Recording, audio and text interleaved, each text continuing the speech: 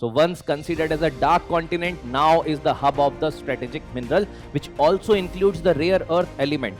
If the Africa is having this much potential, now the world can't dare to ignore these particular conflicts that are going on in Africa. The world was previously seeing Africa with the empathy, with the compassion, but right now the world is seeing Africa with the opportunity, with the capacity that they can build in Africa and they can reap the dividend out of the Africa. You can see and observe the African countries are not having much representation at the global level. Whether you talk about the UNSC permanent membership, no representation. When you talk about Sahel region, which even UPSC is focusing from last 2-3 years, because that region is in turmoil. A lot of coup that has been happening. Message of India, ye Bharat ka sandesh hai. What is the message? It is not by the power but the partnership. You have to change your approach. You can't go in a dominant way. You have to do the partnership with that particular region. You can't dominate the region, but you have to ensure and engage in the dialogue in the rightful manner so that the countries are also not getting disrespected. There should be Swatantrata se Samriddhi and Sankalp se Siddhi.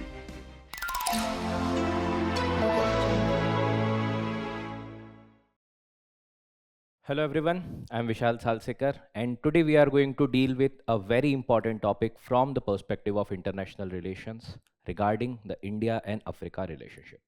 So have you ever wondered that Africa, which is a continent which was considered previously as a dark continent roughly till the end of 20th century, but suddenly came into news a lot in the 21st century, and eventually all the countries and the major powers are now rushing towards Africa. Have you ever wondered regarding this? So the answer is very, very simple. And you can also observe through different strategic calculations of the countries. For example, Prime Minister Narendra Modi visited Africa, specifically Ghana and Namibia. Later on, Defense Minister basically inaugurated the defense facility in Morocco. And now the President of India visited Angola and Botswana. Have you tried to link the things and the perspective regarding this? Why India is also focusing a lot on Africa? The answer is very, very simple, and you can also see from the perspective of this particular diagram. So this gives the clarity regarding all the things, all the confusions that you might be having with respect to why Africa is right now at the focal point of the global geopolitics, geoeconomics. So when we talk about Africa, strategic resources, roughly 30% of the global minerals are residing in Africa. So once considered as a dark continent, now is the hub of the strategic mineral, which also includes the rare earth element. And we know that right now China is having the monopoly as far as the processing and the extraction of the rare earth elements is concerned. But if provided with the adequate support to the African countries, they can also pose a counter to the Chinese dominance in this particular regard. Apart from that, when we talk about the demographics, Africa is basically one such region which is emerging as far as the demographic front is concerned. So as per the data, roughly 2.5 billion population will be there by 2050 in Africa. So that gives the world the young age population, the working force, because right now the world is striving for a lot of working age population, and majority of the countries which were previously the developed countries right now are facing the demographic deficit. So in that particular context, Africa can pose a strategic advantage here also. Talking about the largest and the youngest workforce, this is also will be with Africa roughly by 2050. Talking about the important conflict, because see, right now you might have heard of Russia-Ukraine conflict, yes? You might have also heard of the conflict which is going on in the West Asian region. But generally, these particular conflicts which are going on specifically in the Central Africa or the Sahel region of Africa, that is not being covered that much in news, because those are internal conflict. Whether it is the coup or whether it is any other type of conflict, they are generally being ignored. But if the Africa is having this much potential, now the world can't dare to ignore these particular conflicts that are going on in Africa. That's why Africa also holds a major importance. If tomorrow these particular conflicts get escalated, then the entire world is going to get suffer. So in that particular context also, Africa is very, very much important, and you can see roughly 35 plus ongoing non-international conflict where the internal polity, internal demography is involved. It is not involving the major powers directly. So that's there. Apart from that, previously, as I have already talked about, that it was considered as a dark continent, but right now it is considered as the continent of hope. The world was previously seeing Africa with the empathy, with the compassion, but right now the world is seeing Africa with the opportunity, with the capacity that they can build in Africa and they can reap the dividend out of the Africa. So when we talk about all these things, this gives a clear idea regarding what importance Africa holds for the entire world. And specifically, when we are sitting here in India, we are talking about the India and Africa relations. This is very, very important also from the perspective of India's foreign policy. Because one term you might have heard of clearly with respect to the India's foreign policy is about the global south. Now, all the countries of Africa are lying in the category of the global south, and they are the countries which are also supporting India in India's stance towards the multipolar global order, along with the reforms with respect to the same. So when we have this much convergence, it is bound to have significant relation between India and Africa.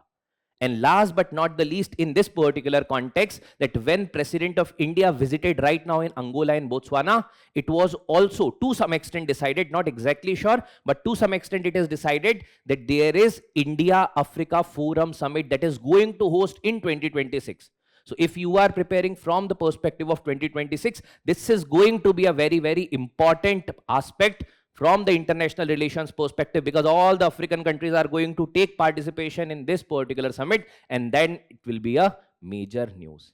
So like that was in 2023 when the African Union got the participation in the G20 summit, which was hosted by India, and African Union got included in G20. The 2026 summit is also going to be very, very important. So that's make us to discuss this particular topic comprehensively, along with talking about the India and Africa significance in that particular regard. Now you can also see this from the statements that is being made by the Prime Minister of India regarding India's goal in Africa is to build together. India is not going for invasion. India is not going to go for putting its all workforce and replacing the African workforce, but India is there for the capacity building. India is there for the mutual recognition. India is there for the supporting the African cause. That is also being highlighted by the Kampala dialogues and the basically Kampala principle that were laid out in 2018 when the Prime Minister of India addressed the Uganda's parliament. So now Prime Minister also talks about that India does not aspire to compete with anyone in African continent, but rather seeks to build together. This shows the India's aspiration with respect to Africa. Lastly, cooperation, shared growth, mutual respect, moving away from the traditional aid base. So as I have told you about that previously, the world was looking with the empathy, world was looking with compassion. Right now, world is seeking an opportunity in Africa. That's what is the difference that is being created.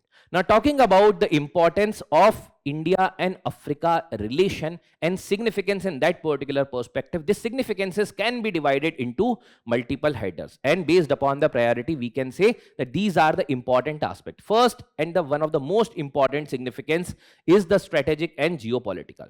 Now right now we know that the global order is in the situation of flux. Right now a lot of conflicts that are going on across the globe, but one such continent which is having the tremendous potential and where the cooperation is also going on, where the unity and solidarity can also be observed, is Africa. And when we talk about India's objective, which is striving for creating certain type of reforms at the global institutions, whether it is the United Nations or whether it is the IMF, at that scenario, India is getting help from the African countries. So both the regions, whether it is India or the African Union, both are cooperating and striving for the reforms at the multilateral institutions, because African countries are also not represented at the UNSC. You already know that there are only P5, permanent 5 member, which is not including any of the African member. So that's why Africa also wants the representation in this, and India is supporting the cause of Africa. Similarly, Africa is supporting the cause of India in order to get the permanent seat at UNSC. Similarly, talking about the Africa's membership in G20, India in its 2023 summit supported the Africa's membership, and eventually Africa got included in the G20 as a member in 2023 summit. That's what It is talking about G20 membership. Talking about AAGC, which is the Asia-Africa Growth Corridor. So now when we talk about the Asia-Africa Growth Corridor, it talks about connecting the two continents, Africa and Asia, through the prosperity. And here the countries like India and Japan came together in order to go for supporting the Africa as far as the capacity building is concerned. So launched in 2017, this project is for the capacity building, partnership for the quality infrastructure. Now talking about another important thing, which is the global south, because see, if the country is comparatively lesser developed, there are very high chances that at the global order, the voice of those particular country might not be heard. So India was aware about that because India had also seen that scenario. So that's why India has recently launched the Voice of Global South Summit. And this particular summit is keeping Africa at the center. That is basically talking about that we have to focus upon the development of the global south countries. So this is what talking about the strategic and the geopolitical aspect, which is one of the prominent thing from the perspective of the India and Africa relation. Now next thing, talking about the defense, because recently the defense minister of India has inaugurated the defense manufacturing facility in Morocco. Now why it is significant? And this has happened just 2 months back. Why it is significant? Because now from that particular facility, when the armored vehicles are being created, these are also going to be provided to the African countries. The labor that is working in those particular factories, the people who are leading those factories are going to be the member of those countries of Africa. So previously the region which was in the conflict now is cooperating and getting support from the side of India. India is not replacing the workforce, unlike the other countries which are having deep pockets, which is China. But India is providing capability. India is transferring the technology. India is supporting through the capacity building approach. That's what is the major difference. So talking about, apart from that, there is IORA, which is the Indian Ocean Rim Association, which is including the rim countries of the Indian Ocean region, cooperation between them. And this is also including the countries of the African continent, which are having the border with Indian Ocean region. This is talking about the Indian Ocean related global order. Next is Indian Ocean Commission, which is including mainly the African countries, and India is cooperating with that particular group in order to support their strive for getting the rightful place in the global order, specifically in the Indian Ocean region. Talking about the exercises, which is for the defense capacity building along with the cooperation and getting the support from the side of countries like India, there is exercise like Milan, there is exercise like Cutlass Express, right? These are the multilateral exercises that India is doing with the African countries, and recently held between the joint cooperation between India and Tanzania, which was AICME exercise, which is Africa-India Key Maritime Exercise of 2025. This is also very, very significant. This shows the boosting of confidence between these two regions, boosting of the cooperation between these two regions, specifically talking about the defense cooperation. Now, one of the most significant, I would say, is the economic partnership and the trade. We can club these also. So when we talk about the economic, we have already discussed regarding the demography that Africa is going to be the youngest continent by 2050. This is going to provide a lot of opportunities as far as the favorable demographics is concerned. Apart from that, talking about the rare earth minerals, Africa is having supplier or basically a lot of reserves and can become a potential supplier of the rare earth along with the critical minerals. So that is also going to boost the potential of Africa. So right now 48.1% of cobalt and 47.7% of the manganese reserves are there in Africa. Talking about gold, talking about diamond, Africa is having the vast reserve. That's why that particular country deserves the opportunity and also needs the support from the side of countries like India. Talking about the another dimension of economy, which is trade.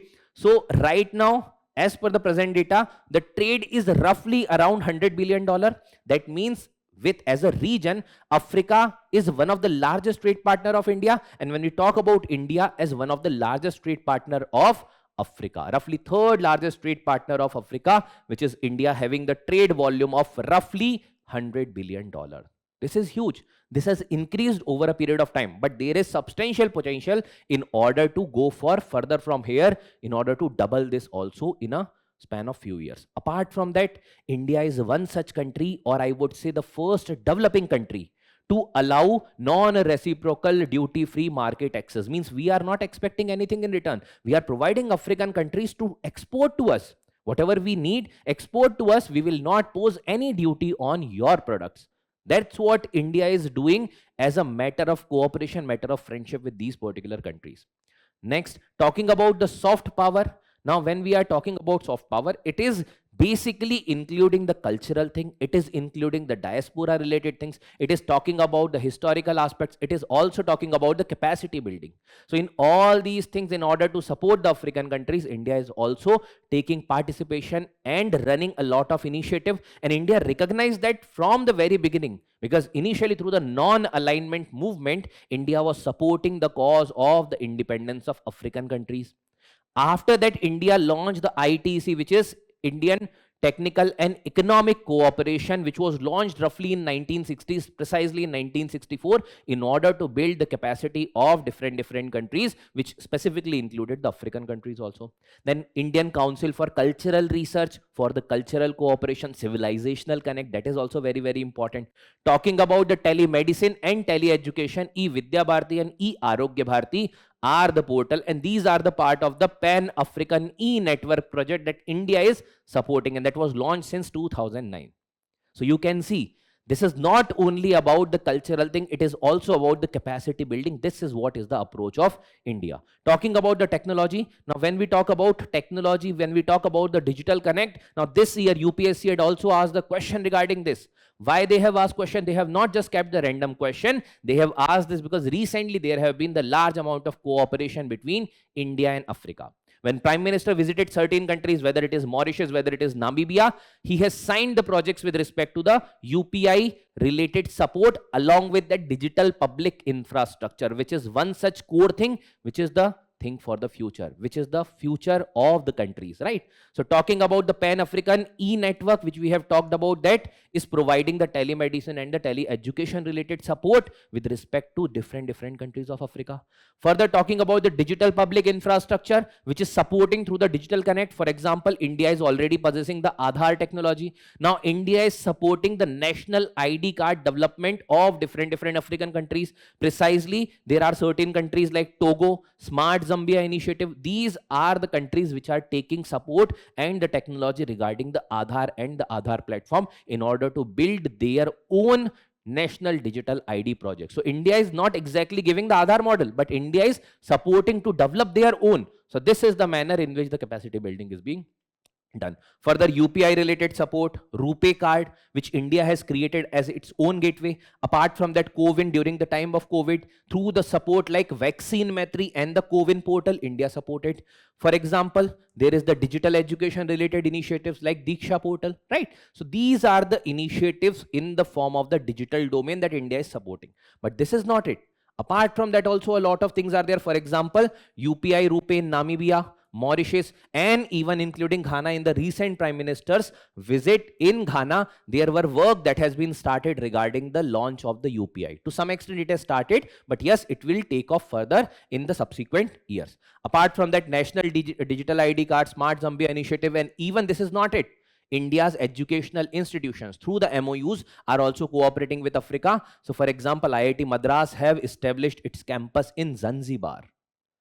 So don't you think so that India is not only working as a give and take perspective, but India is doing the capacity building. India is acting as a partner with Africa, which is also being stated by many such leaders of Africa, that we have been dumped with money. We have been a part of the corruption in the entire nexus. But right now we are bearing the issues because of that. But right now we are in the need of support, and India is one such country which is supporting us in our initiatives, right? So these are the things. Along with that, lastly, the energy security, along with many such things. For example, disaster resilient infrastructure. So there is coalition of disaster resilience infrastructure. Then there is funding, capacity building, International Solar Alliance, which was a joint initiative of India and France, which is being talked about the connecting the entire world with one such solar grid. So these are the initiatives which talks about that there is significant potential between India and Africa, and India is also cooperating.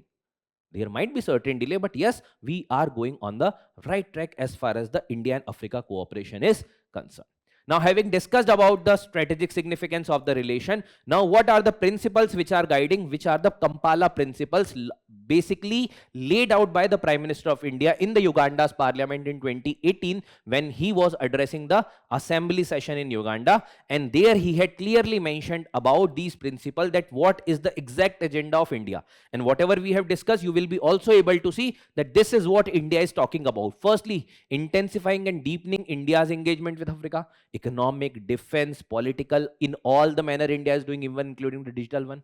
Then the greater market access, India is providing tariff and duty-free access to the African countries in the Indian market. India is supporting through the line of credit, providing the loans at a comparatively cheaper rate, but also not about the checkbook diplomacy, but supporting through the capacity building also.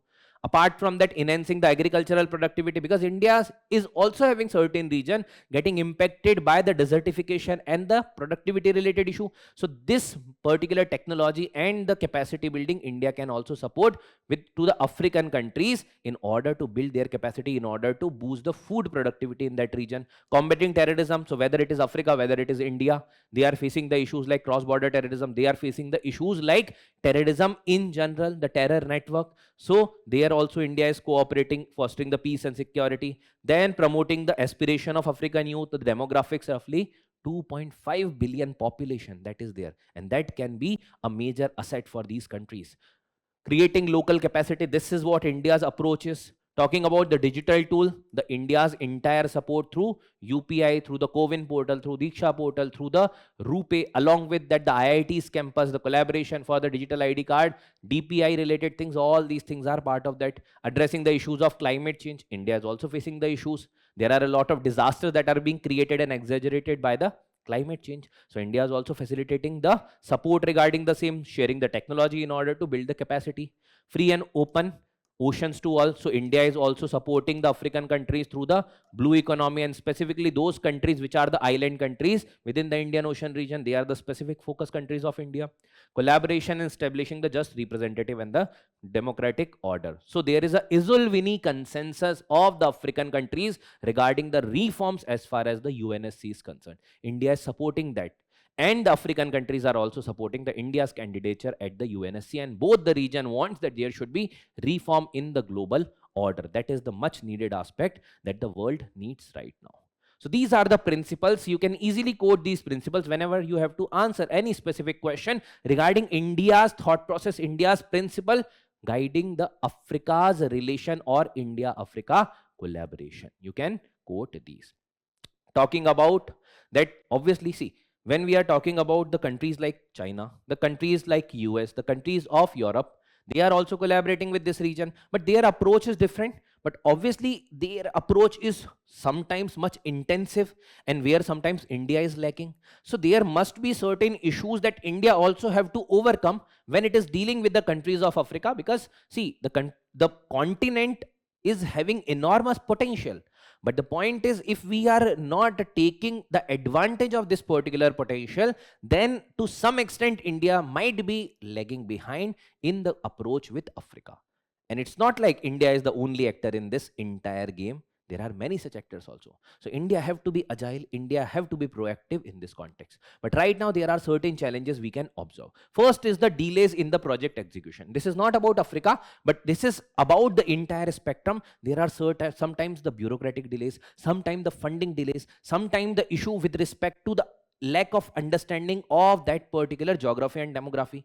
So whether it is the Mittal Arcelor project or whether it is any other type of project, many such projects got delayed because of the issues, whether it is funding, regulatory concerns. So this thing India have to take into consideration, and India has to be agile in order to cooperate with this particular region. Next is underrepresentation. See, you can see and observe the African countries are not having much representation at the global level. Whether you talk about the UNSC permanent membership, no representation. At the non-permanent, yes, there is representation, but the non-permanent members are not wielding that much power. G20 mein, in 2023 only African countries got included. Major forums where African countries are missing, or only South Africa or some other countries are getting represented. But having more than 50 countries, African Union deserves its rightful place at the global fora. And that's what is the issue that India is right now facing in order to talk about its own inclusion at different forums, along with that talking about the Africa. So this is one such issue. Talking about the strategic competition, whether it is from China, whether it is from US, whether it is from the European countries, because each region or each countries is having their own strategic region marked as far as the Africa is concerned. And here also these countries are also getting driven by their own approaches, one by checkbook diplomacy, other by dominating that particular countries through the cultural things. For example, France was one such colonizer, Britain was one such colonizer of Africa. So they are also having their own legacy in this particular region, right? So the strategic competition is also that much that India also has to take into consideration. Talking about the security and the political stability. So when you talk about Sahel region, which even UPSC is focusing from last 2-3 years, because that region is in turmoil, a lot of coup that has been happening, right? And along with that, the democratic order sometime is also tearing apart in certain countries. That is also one such concern that India might have with dealing with the African continent in general.